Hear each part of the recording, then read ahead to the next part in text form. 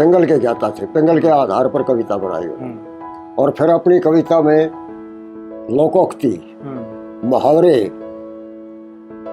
और अलंकार कमाल कर रखा है। शब्द वही जो आना चाहिए वही लगा रखा है। लगभग 40 कथा बनाई थी जिनमें से 5 तो खोई गई। एक जगह कह भी रखा है इन्होंने कि नहीं ना जवानी में थके साज पर 10-10 घंटे गाने में, यानी 5 घंटे दिन में 5 घंटे रात में, ये थके नहीं, आस्तिक थे पूरे। वो शाम को तो संध्या 1 घंटे से पहले कभी नहीं उठे, और जब वो संध्या में या कविता में कहीं भी लग जाते फिर चाहे वहाँ बम पड़ेगा उनका हिलने का मतलब है कि कितने चेले हुए जी इनके? चेले का तो इनका ऑर्डर नहीं, 300-350 चेले होंगे।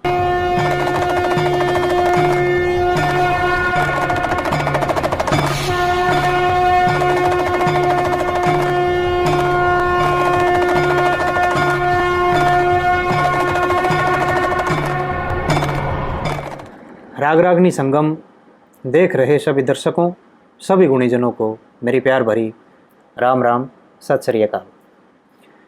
पंडित जगदीश चंद्र वत्स आचरा निवासी एक ऐसे क्रांतिकारी कवि हमारे समाज में हुए हैं जिनका आज आम समाज में नाम तो है, लेकिन प्रचार और प्रसार उनकी जो रचनाओं का है जितना होना चाहिए था उतना आज नहीं है। अन्य कवियों के अगर कंपेयर करके हम देखते हैं तो आज उसी परिवार से उनके शिष्य गांव बुटाना खेतलान या बड़ौदा बुटाना कहिए, पंडित गीताराम शर्मा जी जो पंडित जगदीश चंद्र वत्स जी के शिष्य रहे हैं, उनके पास बैठ के इस विषय पर थोड़ी चर्चा करेंगे, जानेंगे उनके बारे में और उनके गुरुजी के बारे में, क्या क्या उनकी रचनाएं थी, किस किस विषय पे उन्होंने कहाँ कहाँ क्या क्या प्रकाश डाला, कितने सांग बनाए और क्या कारण है कि आज समाज में वो प्रचार उनका नहीं है।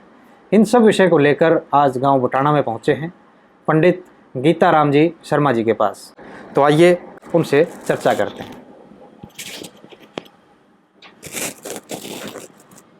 अंकल जी प्रणाम। प्रणाम। ठीक ठाक हो जी आप? बस ठीक, आनंद मंगल। कितने उम्र हो ली जी? मैं 78 वर्ष का हो गया।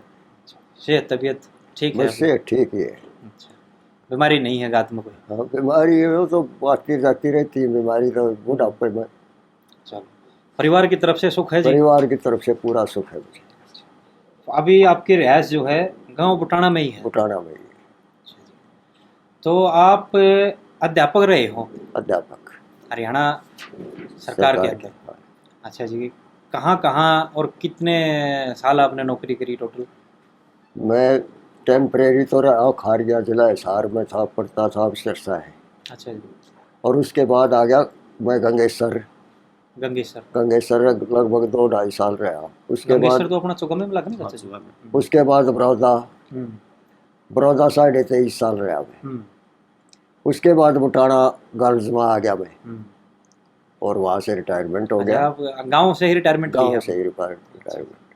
कौन से सन में नौकरी ज्वाइन करी जी आपने? मैंने करी थी 1966 में। 66। अच्छा, जिस सन में हरियाणा बना था? जिस सन में हरियाणा बना। तो आप पंजाब में भर्ती हुए थे, हरियाणा में भर्ती हुए थे? पंजाब में। अच्छा। तो यहाँ तक आपका सफर, आप रिटायरमेंट कौन से साल में हुए जी? रिटायरमेंट हुई 2002 में। 2002 में? 30 जून। अच्छा। ठीक है, तो अभी भारत सरकार से आपको पेंशन मिल रही है? पेंशन मिल रही है। ठीक। फिलहाल परिवार का क्या कारोबार है जी यहाँ? बस परिवार का कारोबार, कुछ जमीन है उसको ठेके पर दिया, हिस्से पर दे देते हैं। बाकी मेरे पास एक लड़की रहती है, लड़का तो है नहीं। अच्छा। तो वो ये बच्चे ठीक सेवा कर रहे हैं, वो लड़की ठीक सेवा कर रही है। हमारी भैंस रखती है, 2 भैंस रखती है, अपना आनंद से दिन कट रहे हैं मेरे भगवान की दया से। मोरा मौज। अच्छा जी। तो जी अब वहाँ आ जाओ, जब आप गुरुजी से पहली बार मिले थे, क्या तो कारण था, क्या आप उनके पास पहुँचे, क्या ऐसी मतलब खास बात थी जो आपको वहाँ तक खींच के लेके गई उनके पास?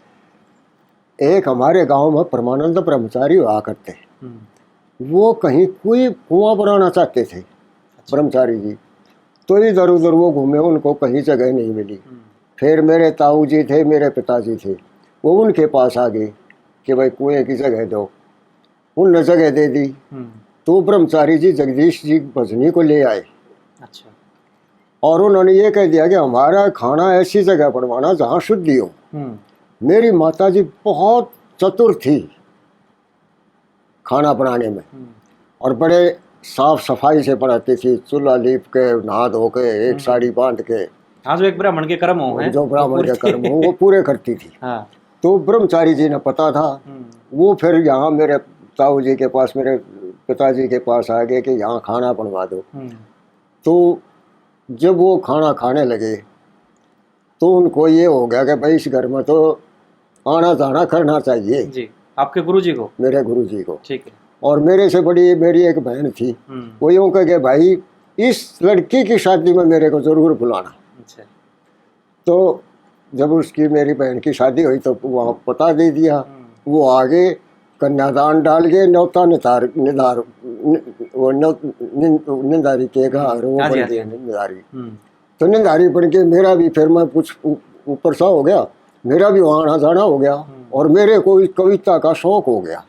ये जी आप कितने उम्र में थे उस समय में? उस समय मैं 14-15 साल का था। अच्छा।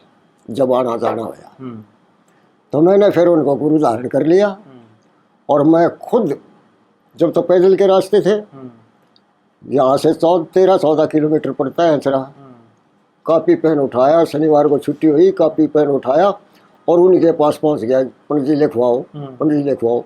मैंने इस तरह से करते करते उनका सारा जितना भी साहित्य था वो सारा का सारा मैंने लिख लिया। वो बोले गए और मैं लिखे गया। ये तो उस समय जो उनके पास था वो सारा आप लिखते चले गए? सारा लिखते आए। हाँ जी। एक जो पंडित जियों का जन्म था, हाँ, वो 1916 का है। हाँ, 1916 जैसा इसमें पुस्तक में भी बता रखा है। तो उस समय जी यहाँ की जो बेल्ट थी अपनी उत्तर भारत की, इसमें संघा का प्रचार था ज्यादा। संघों का, भजनिया का इतना नहीं था। भजनी मतलब थोड़ा छोटे दर्जे के माने जाए। छोटे दर्जे के। तो वो कहाँ जाया करते? आप भी कभी उनके साथ गए? हाँ, मैं 1-2 बार उनके साथ गया, क्योंकि मेरा ज़्यादा टाइम तो इसमें था, फिर पढ़ाई में, और फिर वो टीचर लाइन आ गई। मेरे को इतना समय नहीं मिला कि मैं ज़्यादा रहूँ उनके पास। वैसे मैं उनके पास 1-2 बार रहा हूँ, तो वो यूपी तक जाया करते भजनी। अच्छा। और उस वक्त तो ये था कि उनका रिकॉर्ड ये रहा है कि उस वक्त और दूसरे भजनी कहीं शादी ब्याह आ जाता, लड़के वाला यूँ कहता दूसरे भजनी को कि भाई तने चलना होगा, कि नहीं मैं तो जगदीश को लेके जाऊंगा। नहीं बोले जगदीश पैसे लेगा, मेरे जितने भाग में आएंगे वो कहा जाएंगे मैं तेरे से पैसा नहीं लूँ। तो भी इतनी वो उनका वो हो गया था कि वो उसको लेके जाया करते, वो 250 की साई उस वक्त भरा करते। अच्छा, ये कौन से सन की बात होंगी जी? ये लगभग 70 से पहले की है। अच्छा। हाँ, 60 और 70 के बीच की। तो आप गुरुजी के साथ कहाँ तक घूमे जी? वैसे तो एक बार पार में गया था मैं, फिर एक बार गाँव में भी आगे थे वो, कई बार यहाँ तो यहाँ आया करते, यहाँ भी उनके साथ रहे। ये तो फिर एक तरीके से परिवार हो गया, आना जाना परिवार हो गया।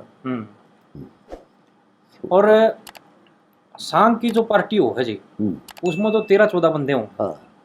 तो ये भजन पार्टी है, इसमें के तो साज हों और कितने बंदे हों? इसमें वो 5 रखा करते, 2 पेटी, एक तो खुद बजाया करते। अच्छा। एक दूसरा कलाकार, एक ढोलक और नगारा और चिमटा। अच्छा। ये 5 आदमी होया करते। ठीक है, ये मतलब उनके फिक्स थे बंदे, जितने भी जानते उड़े इन्हें लेके जाए। अच्छा। और आप भी मतलब अलग से भी आपने कराया है?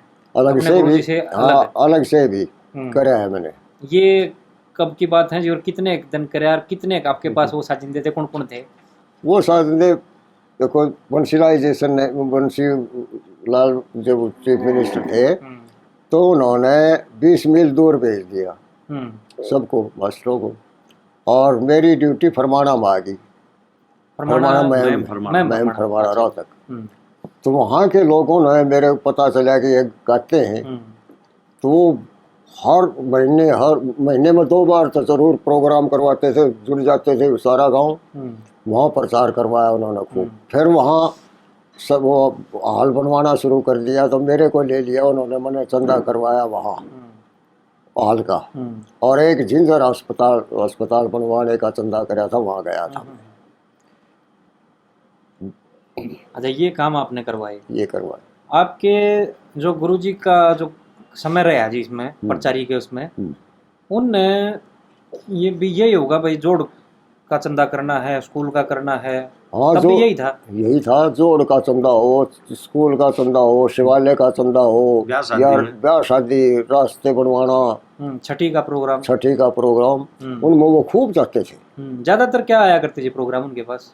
ज्यादातर आते थे इलेक्शनों के टाइम में, तो उनको पहले पूछ लिया करते कोई ना कोई वो कैंडिडेट कि सबसे बढ़िया ये है, कवि ये है, और फिर ब्याह शादी में आड़े जाड़े ये इनमें छठी में, और ये चलता ही रहता था। ये जो गढ़वा बंजू वाली पार्टी है, ये तो फिर बाद में आई। ये बात भाई उस वक्त नहीं थी गढ़वा।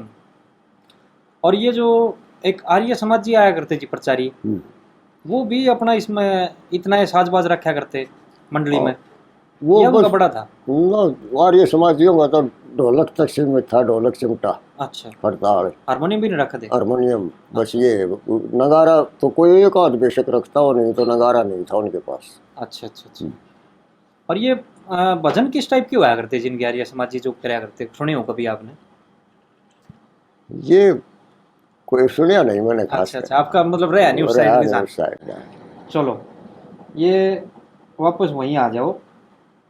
आपके जो गुरुजी की कविताई है जी, आप कह रहे थे कि भाई आपका रुझान हो गया, आप लिखना शुरू कर दिया वहां जाकर। इसके पीछे की प्रेरणा क्या रही कि भाई आपको कविताई उनकी अलग लगी, या उनके अंदर कोई ऐसी आप बात थी जो आपको खींच लेगी वहां तक? क्या थी वो चीज़? पहली बात तो ये थी कि उनमें कोई अभिमान नहीं था किसी प्रकार का। कोई भी जान पहचान कैसा भी आदमी चला गया, वो बड़े प्यार से उसका आदर करते थे।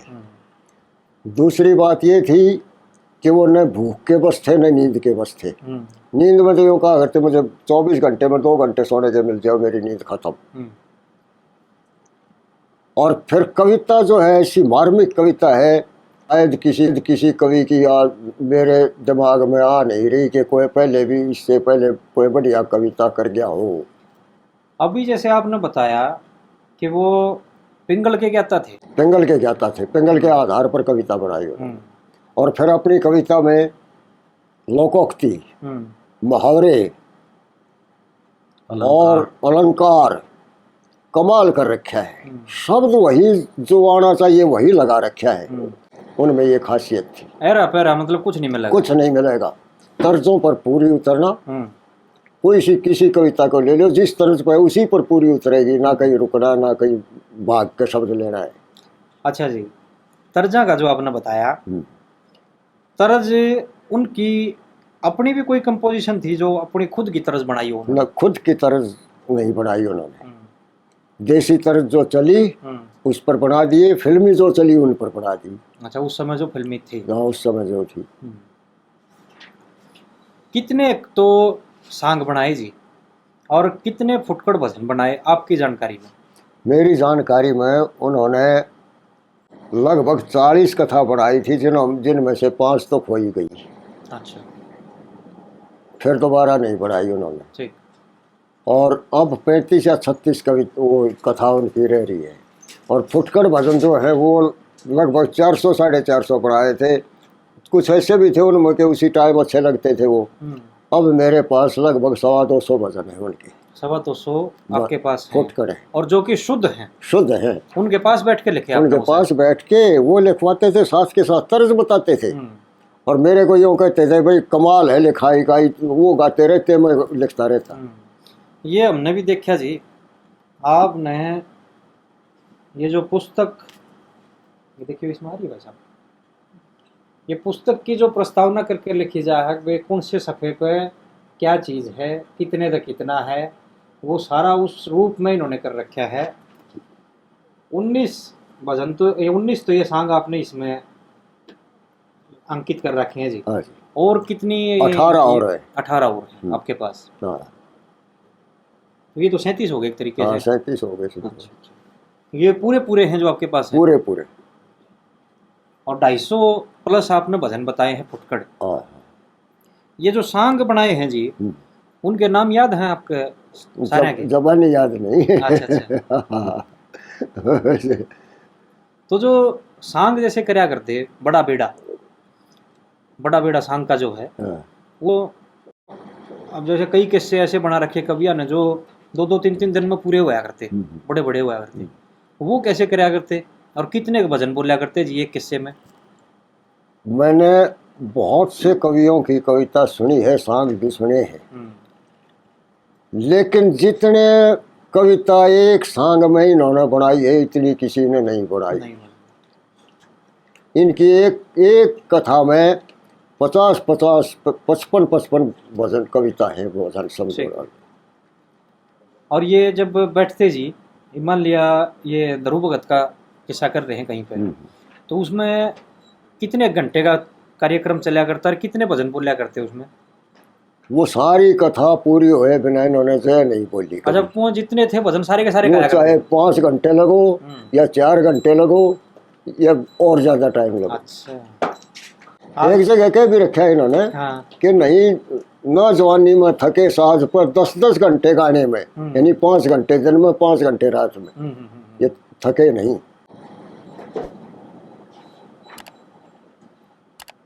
ये अजब ही बात है जी।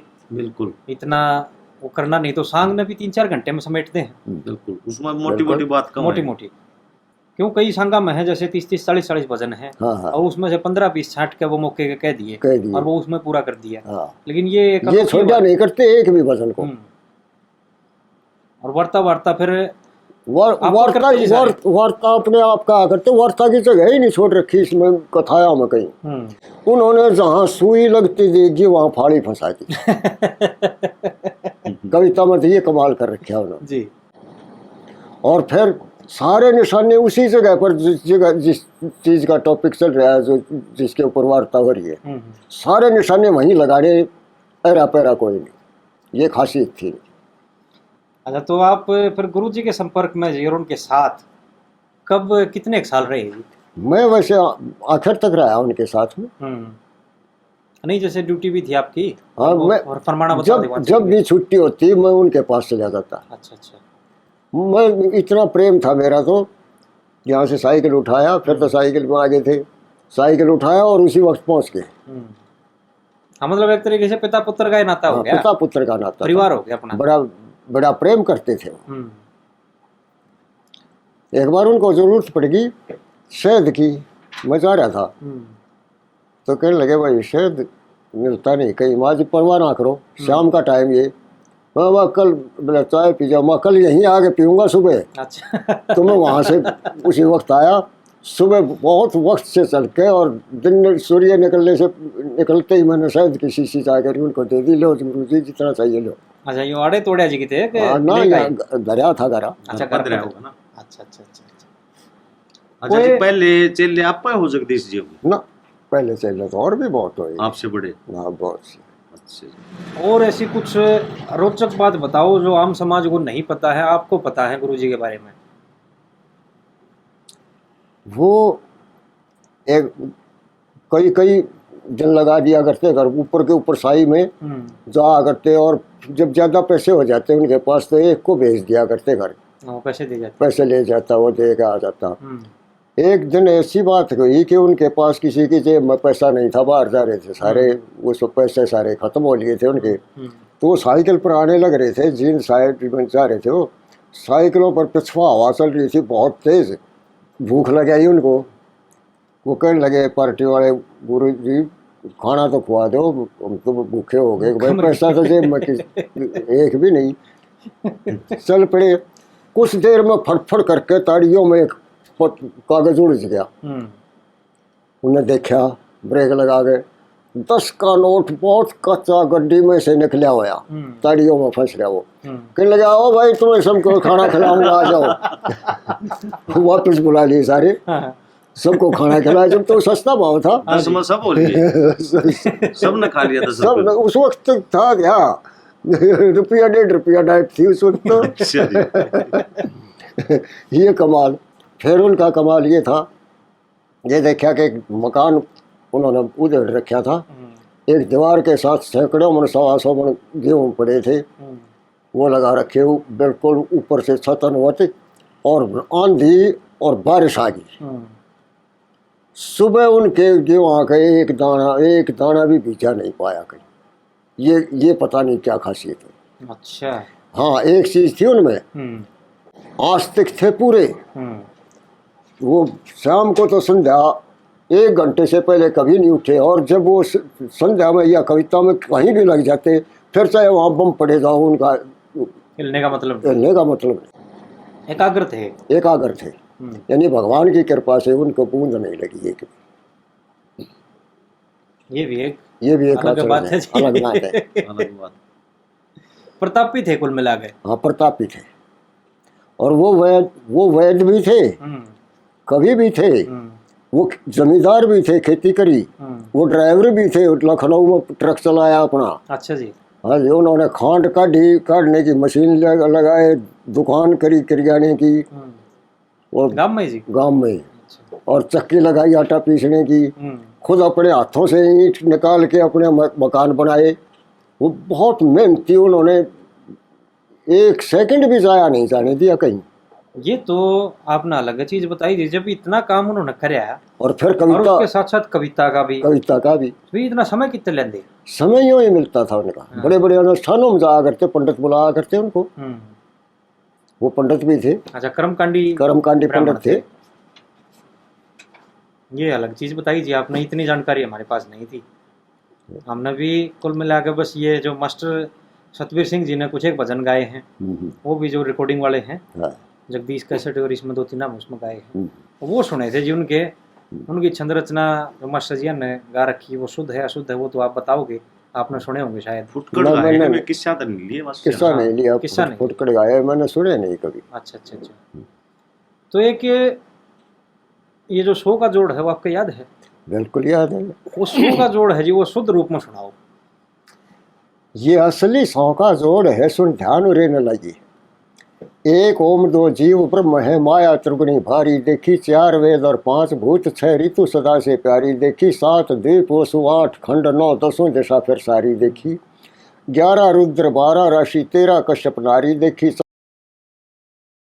अवतारी, देखी 17 तत्व पुराण, 18 19 सर्ग बिचारी, देखी जमी विश्व 20 ने जोड़ है, सुपी 21 कथ के गाइए। ये असली 100 का जोड़ है, सुन ध्यान रहने लगी।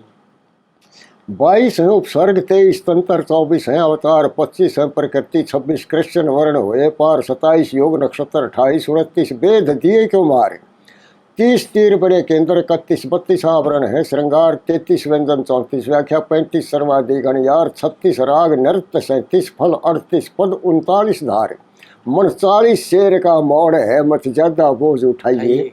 असली 100 का जोड़ है, सुन ध्यान रहने लगी जी।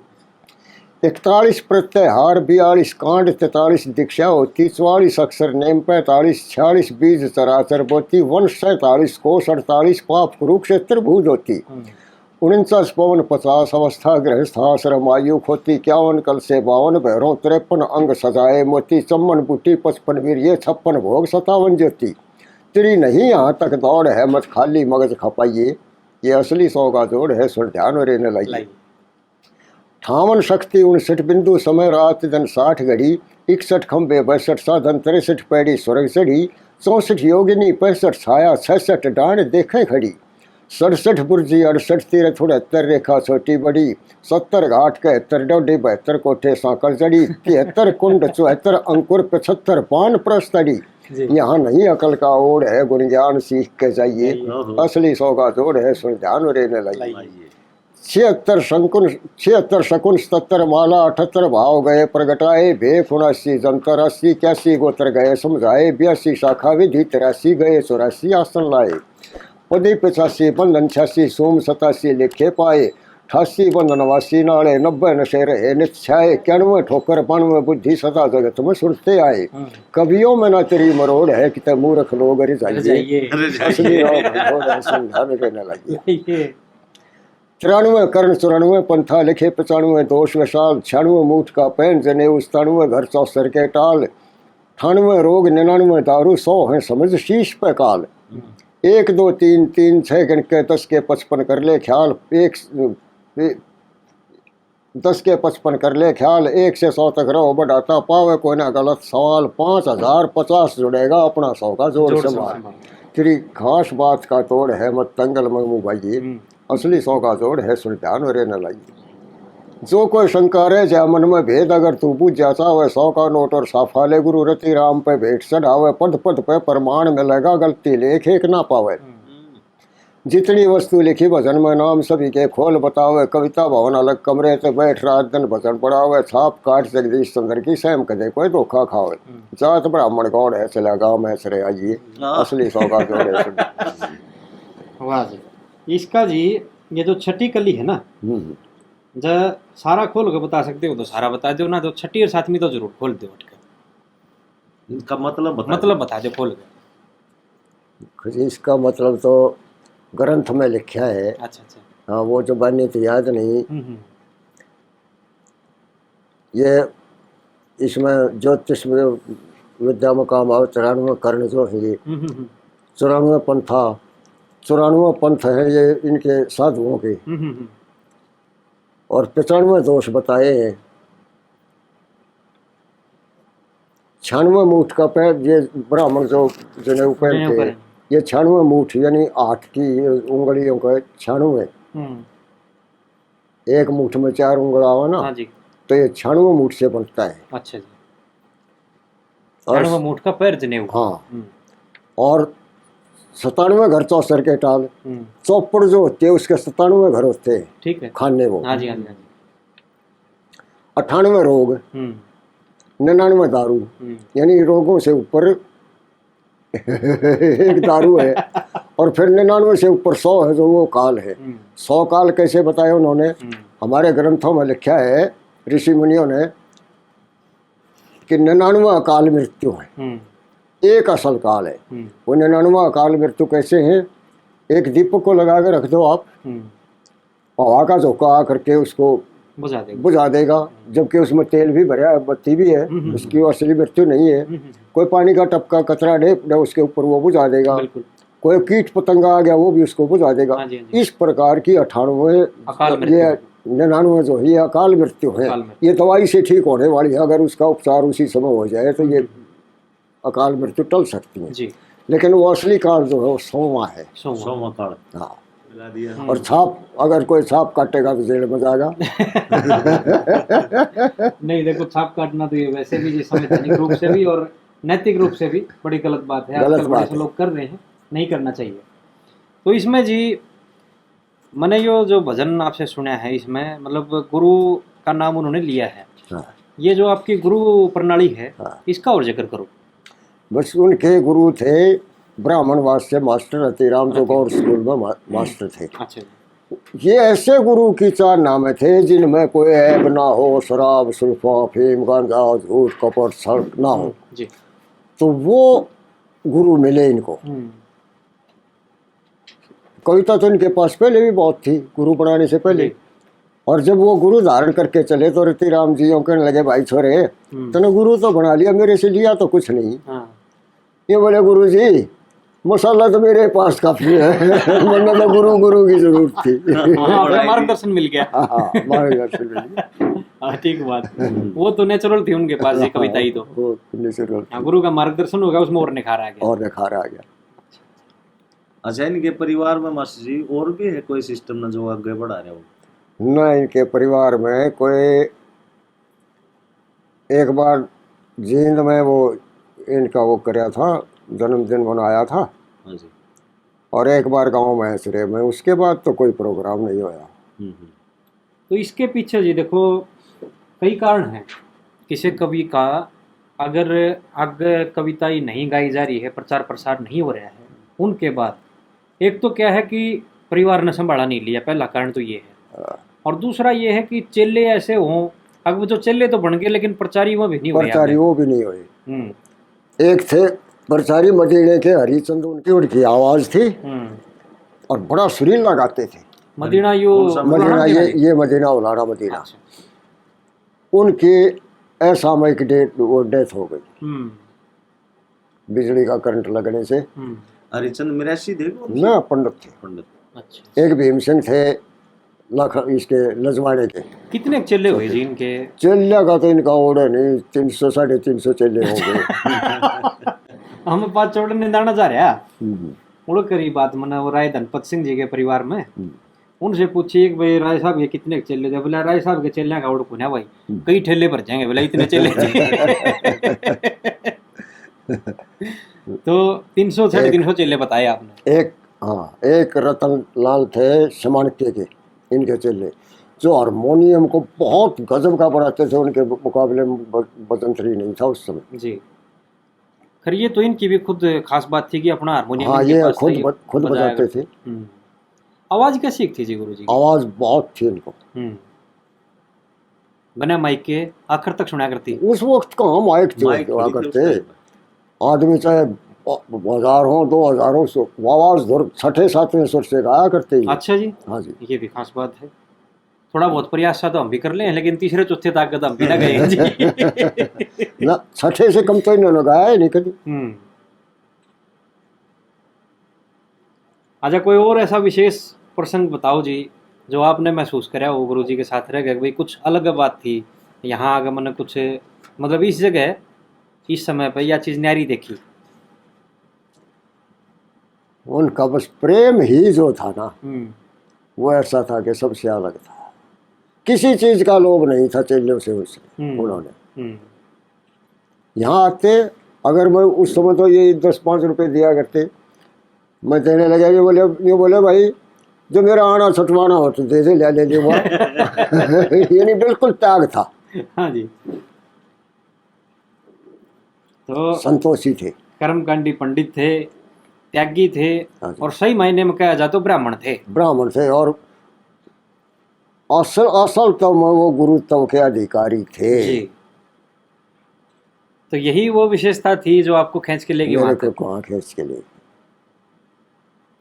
जो इब्जुकर किसी दूसरे गांव में चले गए किसी प्रोग्राम में, और वहाँ 5-7 घंटे प्रोग्राम होया जैसा भी, फिर उसके बाद भी न्यू हुआ अगर जैसे सांग हो रहा है। हमने तो जी देखो ये भजन मंडली तो देखी नहीं मैं उनका, आपने उदाहरण देकर पूछूं कदे छो मा जाओ मैंने ना। जो फिर सांग हो लिया। आजा फिर सांग के बाद जो पार्टी सांग करवा रही है या जो उनके यारे प्यारे हैं वो फिर बाद में भी आकर बैठे उड़े, और कई बार क्या हुआ है न्यू कहेंगे आप सुनाओ जी आदि बात। तो ऐसा भी कभी आपके साथ होएगा, आप उनके साथ थे, अब भाई तो उड़ो सुना काए थे और आए पाछे फिर टोक लिए सुनाओ भाई भाई। नहीं, उनका ये हरकत नहीं थी। अच्छा। उसी समय बड़े प्रेम से जो भी प्रश्न वो पूछते या गाने को कहते। एक बार भजन यही गांव में ही हो रहे थे चौपाड़ में, तो आधी रात ढल चुकी थी, जय बोल दी। फिर एक बैठक में रुक रहे थे वो, वहाँ 15-20 आदमी और आगे। अब उनके आते ही यार अपने आप वो बाजा खोल लिया अपना। भजनानंदी थे, भजनानंदी थे। वो किसी टाइम टोक लो भजन के लिए ना नहीं थी किसी, वो बड़े प्रेम से तो लिखवाते थे। कोई भी चला गया, जान अनजान या जान पहचान का कोई भी चला गया, लिखो भाई जितने जितने लिखने हो। कभी यो नहीं, कभी घमंड नहीं करे अपनी कविता पर, कभी किसी का यो नहीं बुराई नहीं ली कि वो मेरा ना लिखवाया ना। अच्छा, एक चीज और है जी, अब एक तो गुरु धारण करे आपने, मैं एक तरीके का कटाक्ष भी है जो आजकल चल रहा है ना उस पर। अब जैसे क्या है, गुरु बना लेंगे कि वो गुरु कितने हैं, मार्गदर्शन नहीं कर रहा, वो गुरु तो बना लिया और वो अपनी पार्टी कितने जोड़ रहे हैं, और कितने कोई अशुद्ध बात भी कही जाए या जैसे भी हो, मतलब थोड़े दिन में स्टार हो जाए। एक मतलब गुरु बनाने का, किसी को आपने गुरु बनाया पंडित जियों को, तो उसका मतलब क्या तो ये परंपरा है और कैसे ये निभाई जा है? पहली बात तो आदमी सियाने कंधे आए, गुरु बनावे जाने का, पानी पीवे छाने के। तो ऐसे को गुरु बनाओ जो बिल्कुल न शराब मांस व्यसन से दूर है। व्यसन से जो दूर है, जी। उसको गुरु धारण करो, जिसकी भगवान में आस्था है। और जो असलियत में गुरुत्व का अधिकारी है, उसको तो गुरु बनाओ। जी। फिर उसके पद चिन्हों पर चलना जो है वो शिष्य का काम है। बिल्कुल सही।